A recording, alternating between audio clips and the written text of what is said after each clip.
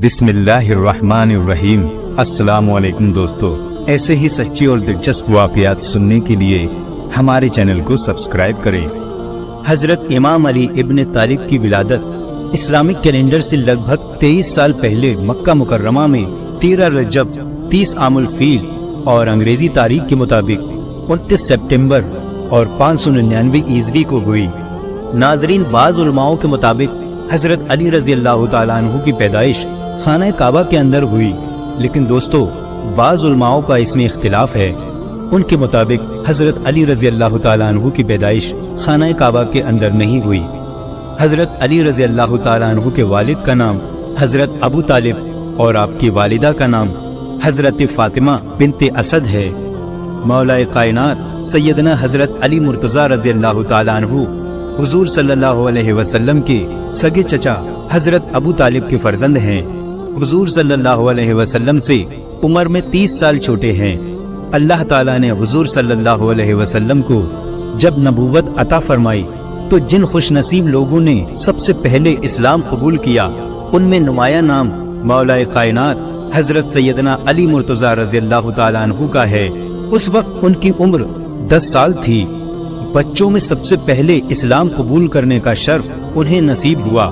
नबी करीम सल्लल्लाहु अलैहि वसल्लम आप अलैहिस्सलाम के चचाजाद भाई हैं, लेकिन एक मौके पर आका करीम सल्लल्लाहु अलैहि वसल्लम ने इरशाद फरमाया कि ऐ अली, तू मेरा दुनिया में भी भाई है और आखिरत में भी मेरा भाई है। एक बार नबी करीम सल्लल्लाहु अलैहि वसल्लम ने इरशाद फरमाया, मैं इल्म का शहर हूँ और अली उसका दरवाजा है।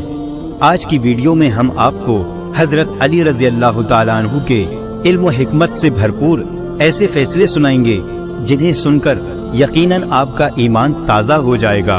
इसलिए आप सभी से गुजारिश है कि वीडियो को ध्यान से सुनें और बिना स्किप किए लास्ट तक देखें। हजरत उबैदुल्लाह रज़ी अल्लाह ताला अन्हु फरमाते हैं कि हजरत सैयदना अली मुर्तज़ा रज़ी अल्लाह ताला अन्हु के पास एक साइल आया और सवाल किया।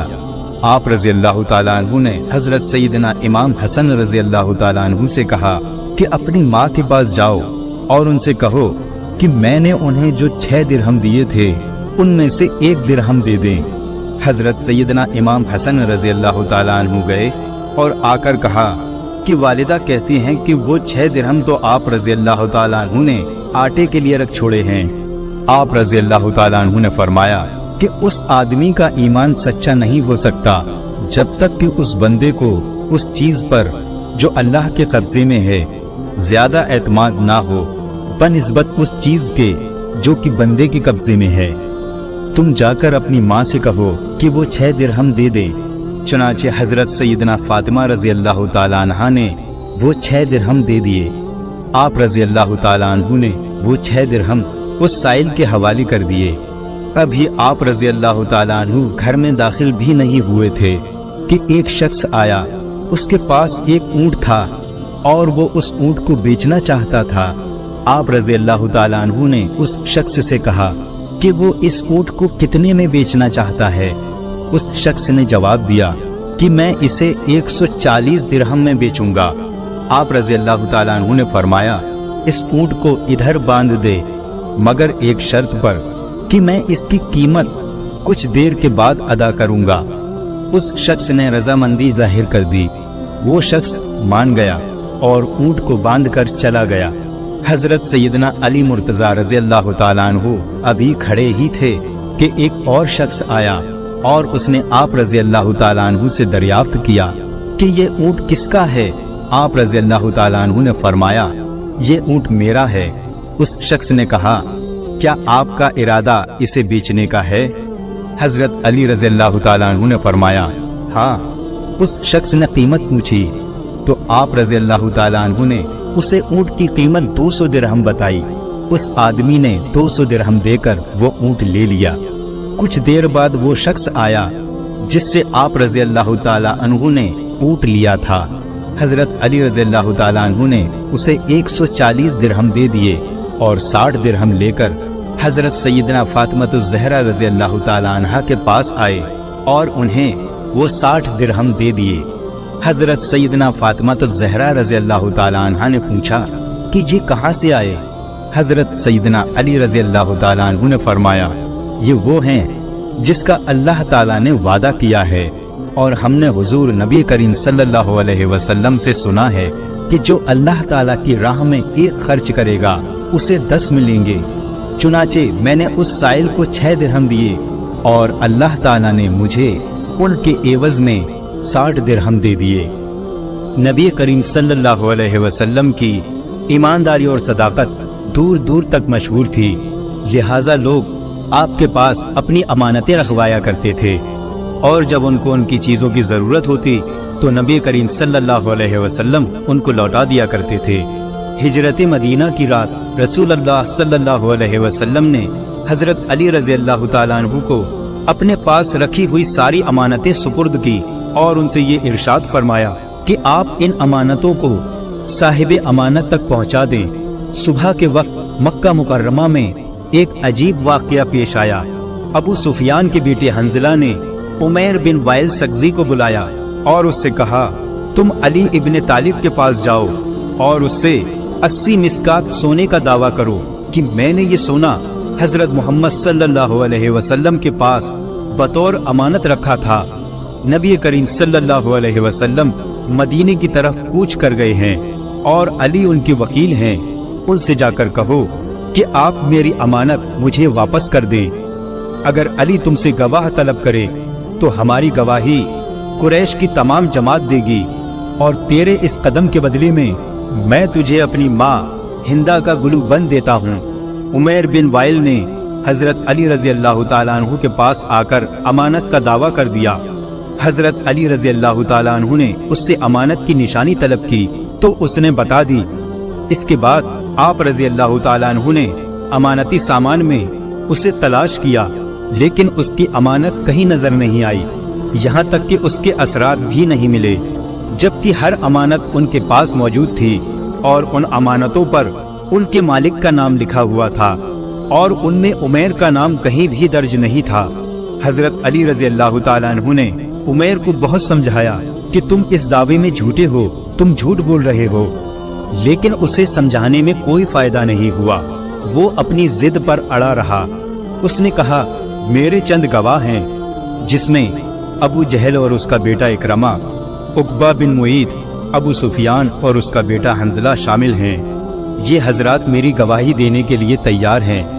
یہ سن کر حضرت علی رضی اللہ تعالیٰ عنہ اچھی طرح جان گئے کہ یہ صرف ان کا فریب ہے۔ چنانچہ آپ نے فرمایا کہ گواہوں کو خانہ کعبہ میں حاضر کیا جائے۔ پھر آپ رضی اللہ تعالیٰ عنہ نے عمیر کو ایسی جگہ طلب کیا کہ گواہ عمیر کی بات نہ سن سکیں۔ آپ نے فرمایا، برادری ثقیف، بتائیے یہ امانت آپ نے دن کے کس وقت رسول اللہ صلی اللہ علیہ وسلم کے سپرد کی تھی؟ اس نے کہا، دوپہر کے وقت رسول خدا صلی اللہ علیہ وسلم نے میرے ہاتھ سے لی تھی اور اپنے غلام کے حوالے کی تھی۔ اس کے بعد حضرت علی رضی اللہ تعالیٰ عنہ نے ابو جہل کو طلب کیا، لیکن اس نے گواہی دینے سے انکار کر دیا اور کہنے لگا، مجھ پر گواہی دینا کوئی فرض تو نہیں ہے۔ پھر آپ نے ابو سفیان کو بلایا اور اس سے یہی سوال کیا۔ ابو سفیان نے کہا، غروب آفتاب کے وقت حضرت محمد صلی اللہ علیہ وسلم کے حوالے کی تھی اور آپ صلی اللہ علیہ وسلم نے اپنی جیب میں ڈال دی تھی۔ پھر حنظلہ کو بلایا تو اس نے گواہی دی کہ دوپہر کا وقت تھا جب یہ امانت حضرت محمد صلی اللہ علیہ وسلم نے لی تھی۔ پھر حضرت علی رضی اللہ تعالیٰ عنہ نے عقبہ بن معیط کو بلا کر اس سے سوال کیا۔ عقبہ نے جواب میں کہا، محمد صلی اللہ علیہ وسلم نے یہ امانت عصر کے وقت لی تھی اور فوراً اپنے گھر بھیج دیا تھا۔ پھر حضرت علی نے اکرمہ کو بلایا اور اس سے سوال کیا۔ اس نے جواب میں کہا، محمد صلی اللہ علیہ وسلم نے یہ امانت طلوع آفتاب کے وقت لی تھی اور اس امانت کو فاطمہ بنت اسد کے گھر روانہ کر دیا تھا۔ جب عمیر نے مختلف اور الگ الگ گواہیاں سنی تو اس کا رنگ اڑ گیا اور وہ جان گیا کہ اب اس کی رسوائی ہونے والی ہے اور اسے مزید ذلت کا سامنا کرنا پڑے گا۔ چنانچہ اس کا رنگ زرد ہو گیا اور اس کے چہرے پر ہوائیاں اڑنے لگی۔ حضرت علی رضی اللہ تعالیٰ عنہ نے فرمایا، اے عمیر، تیرا رنگ کیوں زرد ہو گیا اور تجھ میں تبدیلی کیوں ہو رہی ہے؟ عمیر نے کہا، علی رضی اللہ تعالیٰ عنہ، میں نے جو دعویٰ کیا دراصل وہ کسی کا مکر و فریب تھا۔ اب میں آپ کو اصل بات بتاتا ہوں، میں رسوا نہیں ہونا چاہتا۔ مجھے اس پاک بیت اللہ شریف کی قسم کہ میری محمد صلی اللہ علیہ وسلم کے پاس کوئی امانت نہیں تھی۔ اصل میں حنظلہ بن ابو سفیان نے مجھے لالچ دیا اور اس نے مجھے اس کے بدلے میں دینار اور ہندا کا گلوبند دیا، انہیں میں واپس کرتا ہوں۔ یہ سن کر قریش کے سر خجالت سے جھک گئے۔ اسی وقت حضرت علی رضی اللہ تعالیٰ عنہ نے فرمایا، وہ تلوار لائی جائے جو پوشہ خانہ میں موجود ہے۔ چنانچہ آپ نے وہ تلوار لی اور ابو سفیان کے سامنے رکھی، فرمانے لگے، اس تلوار کو پہچانتے ہو؟ ابو سفیان اور اس کے گروہ نے جواب دیا، ہاں، یہ تلوار حنظلہ کی ہے، یہ وہ تلوار ہے جو چوری ہو چکی ہے۔ حضرت علی رضی اللہ تعالیٰ عنہ نے فرمایا، ہاں، یہ تلوار حنظلہ کی ہے، لیکن اسے کسی نے چرایا نہیں ہے، اس میں بھی تمہارا مکر و فریب شامل ہے۔ پھر حضرت علی رضی اللہ تعالیٰ عنہ نے ابو سفیان سے کہا، بتاؤ تمہارا غلام مالا اسوا کہاں ہے؟ ابو سفیان نے کہا، وہ کسی کام کے لیے طائف گیا ہوا ہے۔ حضرت علی رضی اللہ تعالیٰ عنہ نے فرمایا، تجھ پر افسوس ہے، اگر تو سچا ہے تو اسے حاضر کر۔ ابو سفیان خاموش اور پریشان ہو گیا۔ اس کے بعد آپ رضی اللہ تعالیٰ عنہ نے سرداران قریش کے 10 غلاموں کو حکم دیا کہ زمین کے فلاں ٹکڑے میں گڈھا کھود کر مالا اسوا کی لاش کو باہر نکالو اور اسے صحن کعبہ میں لائیں۔ چنانچہ پھر انہوں نے ایسا ہی کیا اور وہ ابو سفیان کے غلام کی لاش کو لے کر آئے۔ یہ منظر دیکھ کر لوگ اکٹھے ہو گئے اور اس قتل کی وجہ پوچھنے لگے۔ حضرت علی رضی اللہ تعالیٰ عنہ نے فرمایا، حنظلہ اور ابو سفیان نے اسے رشوت دی تھی اور اس سے کہا کہ اگر تو علی کو قتل کر دے گا تو ہم تجھے آزاد کر دیں گے، اور ان کا غلام اس پر راضی ہو گیا۔ حنظلہ نے اس کو تلوار دی، وہ اندھیرے میں چھپ کر بیٹھ گیا تاکہ مجھے قتل کرے۔ جب میں اس کے قریب گیا تو وہ کھڑا ہو کر تلوار سے میرے سر پر وار کرنے لگا۔ میں نے اس سے تلوار کھینچ لی اور ایک وار میں اسے قتل کر دیا، اور یوں اس کے مکر و فریب کا کوئی نتیجہ نہیں نکلا۔ عمیر نے جب یہ داستان سنی تو اس کا دل نور اسلام سے روشن ہو گیا اور اس نے کہا، اشہد ان لا الہ الا اللہ محمد الرسول اللہ۔ اس واقعے کے بعد حضرت علی رضی اللہ تعالیٰ عنہ مدینہ منورہ کے لیے روانہ ہو گئے۔ روایات میں آتا ہے کہ 2 مسافر اکٹھا سفر کر رہے تھے۔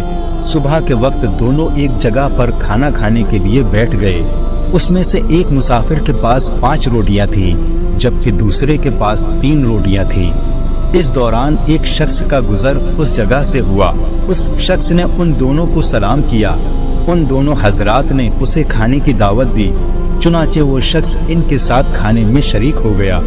کھانا کھانے کے بعد اس شخص نے دونوں کو 8 درہم دیے اور کہا، یہ 8 درہم میں تمہیں دیتا ہوں کہ تم نے مجھے کھانا کھلایا۔ اس کے بعد وہ شخص چلا گیا۔ اس شخص کے جانے کے بعد ان دونوں مسافروں کے درمیان رقم کی تقسیم پر جھگڑا شروع ہو گیا۔ جس شخص کے پاس 5 روٹیاں تھیں وہ کہتا تھا کہ میرے پاس 5 روٹیاں تھیں اس لیے 5 درہم میرے ہیں، جبکہ دوسرا شخص کہتا تھا کہ نہیں، رقم دونوں میں برابر تقسیم ہونی چاہیے۔ جب یہ معاملہ حد سے زیادہ بڑھ گیا، یہ دونوں شخص اپنا مقدمہ لے کر حضرت سیدنا علی مرتضیٰ رضی اللہ تعالی عنہ کی بارگاہ میں حاضر ہوئے۔ حضرت سیدنا علی مرتضیٰ رضی اللہ تعالی عنہ نے ان دونوں کی بات غور سے سنی اور فرمایا، جس شخص کے پاس 5 روٹیاں تھیں اسے 5 درہم ملنے چاہیے۔ دوسرے شخص نے آپ رضی اللہ تعالیٰ عنہ کے فیصلے پر اعتراض کیا۔ آپ رضی اللہ تعالیٰ عنہ نے فرمایا، یہ منصفانہ فیصلہ ہے اور اگر میں فیصلہ کروں تو تمہیں 1 درہم ملے گا۔ حضرت سیدنا علی مرتضیٰ رضی اللہ تعالیٰ عنہ کی بات کو سن کر محفل میں جتنے لوگ بیٹھے تھے وہ بھی حیران ہو گئے۔ آپ رضی اللہ تعالیٰ عنہ نے اس شخص کو مخاطب کرتے ہوئے کہا کہ تم دونوں کی روٹیوں کے کل 24 ٹکڑے ہوئے اور ہر شخص کے حصے میں 8 ٹکڑے آئے۔ اب تمہارے 3 روٹیوں کی کل 9 ٹکڑے ہوئے، جس میں سے 8 خود تم نے کھا لیے اور ایک بچ گیا، جبکہ دوسرے شخص کی 5 روٹیوں کے 15 ٹکڑے ہوئے، جس میں سے اس نے 8 ٹکڑے کھائے اور 7 بچ گئے، لہذا تمہارے ایک ٹکڑے کے بدلے تمہیں 1 درہم اور اس کے 7 ٹکڑوں کے بدلے اسے 7 درہم ملیں گے۔ حضرت سیدنا علی مرتضیٰ رضی اللہ تعالیٰ عنہ کی بات سن کر 3 روٹیوں والے شخص نے آپ رضی اللہ تعالیٰ عنہ کا فیصلہ قبول کر لیا۔ سبحان اللہ۔ دوستو، اسی طرح سے ایک اور دلچسپ واقعہ حضرت علی رضی اللہ تعالیٰ عنہ کے سامنے پیش آیا۔ مدینہ منورہ میں ایک لڑکے کو گرفتار کر کے سپاہی لے جا رہے تھے۔ اس لڑکے نے حضرت علی رضی اللہ تعالیٰ عنہ کو دور سے دیکھ کر پکارا اور کہا، اے علی بن ابی طالب، مجھے بچاؤ۔ حضرت علی رضی اللہ تعالیٰ عنہ نے پوچھا، کیا ہوا؟ تو وہ لڑکا کہنے لگا، مولا کائنات، میں بے گناہ ہوں، مجھے بے گناہی کے باوجود قتل کی سزا سنا دی گئی ہے، مجھے بچاؤ، میں بے گناہ ہوں۔ حضرت علی رضی اللہ تعالیٰ عنہ نے سپاہیوں سے پوچھا کہ کیا بات ہے؟ سپاہیوں نے کہا، اے علی رضی اللہ تعالیٰ عنہ، آپ کو معلوم نہیں ہے کہ اس لڑکے نے اپنے مالک کو قتل کیا ہے اور مالک کے قتل کے بدلے میں اس کو قتل کیا جا رہا ہے۔ حضرت علی رضی اللہ تعالیٰ عنہ نے لڑکے سے پوچھا کہ بھائی، تو نے مالک کو قتل کیا ہے؟ اس لڑکے نے کہا کہ ہاں، میں نے مالک کو قتل کیا ہے۔ تو حضرت علی رضی اللہ تعالیٰ عنہ نے فرمایا، تو پھر تیرا قتل اس قتل کے بدلے میں جائز ہے۔ تو اس لڑکے نے کہا کہ جائز نہیں ہے، کیونکہ میرا مالک میرے ساتھ برائی کا ارادہ کرتا تھا، میری عزت پر وہ حملہ کرنا چاہتا تھا، تو میں نے اپنی عزت کو بچانے کے لیے اس کو قتل کر دیا۔ میں نے سنا ہے کہ نبی کریم صلی اللہ علیہ وسلم کا حکم ہے کہ جو آدمی عزت کو بچانے کے لیے کسی کو قتل کر دے تو اس کے بدلے میں اس کو قتل نہیں کیا جا سکتا۔ حضرت علی رضی اللہ تعالیٰ عنہ نے سپاہی سے پوچھا، کیا یہ سچ ہے؟ تو سپاہی نے کہا کہ بات تو ٹھیک ہے، لیکن اس کے پاس اس واقعے کا کوئی گواہ نہیں ہے کہ وہ اس کے ساتھ برائی کا ارادہ کرتا تھا، اس لیے خلیفہ وقت اور قاضی وقت نے یہ دیکھا کہ مالک کا قتل ہو گیا، اب مالک تو چلا گیا، اب کون بتائے کہ مالک نے اس کے ساتھ برائی کا ارادہ کیا تھا؟ اس کا کوئی گواہ نہیں ہے، اس لیے ہم نے اسے قتل کی سزا دی۔ وہ لڑکا رونے لگا اور کہنے لگا کہ واقعی میرے مالک نے میرے ساتھ برائی کا ارادہ کیا تھا۔ حضرت علی رضی اللہ تعالیٰ عنہ حضرت عمر رضی اللہ تعالیٰ عنہ کے پاس آئے اور آ کر فرمایا، اے امیر المومنین، آپ اس قتل کی تفتیش میرے سپرد کر دیں۔ دوستو، حضرت علی رضی اللہ تعالیٰ عنہ کے فیصلے بڑے گہرے ہوا کرتے تھے، اس لیے حضرت عمر رضی اللہ تعالیٰ عنہ نے فرمایا، ٹھیک ہے، میں اس قتل کی تفتیش آپ کے سپرد کرتا ہوں۔ اس کے بعد حضرت علی رضی اللہ تعالیٰ عنہ تفتیش کرنے کے لیے آئے۔ اس لڑکے سے پوچھا، بتا تیرے مالک کی قبر کہاں ہے؟ اس نے کہا، فلاں قبرستان میں ہے۔ حضرت علی رضی اللہ تعالیٰ عنہ نے چند سپاہیوں کو اپنے ساتھ لیا اور ان کے ساتھ اس قتل کی تفتیش کے لیے قبرستان چلے گئے۔ جب قبرستان پہنچے تو حضرت علی رضی اللہ تعالیٰ عنہ نے سپاہیوں سے کہا کہ اس کے مالک کی قبر کو کھودو۔ جب انہوں نے قبر کھودی تو قبر میں اس کے مالک کی لاش نہیں تھی۔ جب اس کی قبر میں مالک کی لاش نظر نہیں آئی تو حضرت علی رضی اللہ تعالیٰ عنہ واپس آ گئے اور حضرت عمر رضی اللہ تعالیٰ عنہ کے پاس آ کر کہا، اے امیر المومنین، یہ لڑکا سچا ہے، سچ بول رہا ہے، اس کا مالک واقعی اس کے ساتھ برائی کا ارادہ رکھتا تھا۔ حضرت عمر رضی اللہ تعالیٰ عنہ نے فرمایا کہ تمہارے پاس کیا دلیل ہے، اس بات کا کیا ثبوت ہے؟ حضرت علی رضی اللہ تعالیٰ عنہ نے فرمایا کہ میں نے حضور صلی اللہ علیہ وسلم سے یہ حدیث سنی ہے کہ جو آدمی لڑکوں سے برائی کا ارادہ کرتا ہے، جب اس کا انتقال ہو جاتا ہے اور اس کو قبر میں ڈالا جاتا ہے تو اس کی لاش کو اٹھا کر قوم لوط کی قبرستان میں بھیج دیا جاتا ہے۔ پیارے دوستو، اگر آپ نہیں جانتے کہ قوم لوط کون تھی اور وہ کیا گناہ کرتے تھے اور ان کو اللہ تعالیٰ نے کیا سزا دی تھی، ان پر کون سا عذاب نازل فرمایا تھا، تو اس پر ہم نے پہلے ہی ایک ویڈیو بنایا ہوا ہے، لہٰذا آپ اس ویڈیو کو جا کر دیکھ سکتے ہیں۔ پھر سے اس واقعے کی طرف آتے ہیں۔ حضرت علی رضی اللہ تعالیٰ عنہ نے فرمایا کہ میں نے نبی کریم صلی اللہ علیہ وسلم کی حدیث سنی ہے کہ جو شخص لڑکوں سے برائی کا ارادہ رکھتا ہے اور جب اس کا انتقال ہو جاتا ہے اور اس کو جب قبر میں ڈالا جاتا ہے تو اس کی لاش کو اٹھا کر قوم لوط کے قبرستان میں بھیج دیا جاتا ہے۔ تو اس لیے جب ہم نے اس کی قبر کو کھودا تو اس قبر کے اندر اس کا مالک نہیں تھا، جبکہ ابھی چند دنوں پہلے ہی اس کو دفن کیا گیا تھا۔ اس لیے واقعی اس کا مالک اس کے ساتھ برائی کا ارادہ کرتا ہوگا۔ اس شک کا فائدہ دیتے ہوئے اس لڑکے کو بری کر دیا گیا۔ اس موقع پر حضرت عمر رضی اللہ تعالیٰ عنہ نے فرمایا اگر آج علی رضی اللہ تعالیٰ عنہ نہ ہوتے تو عمر ہلاک ہو جاتا۔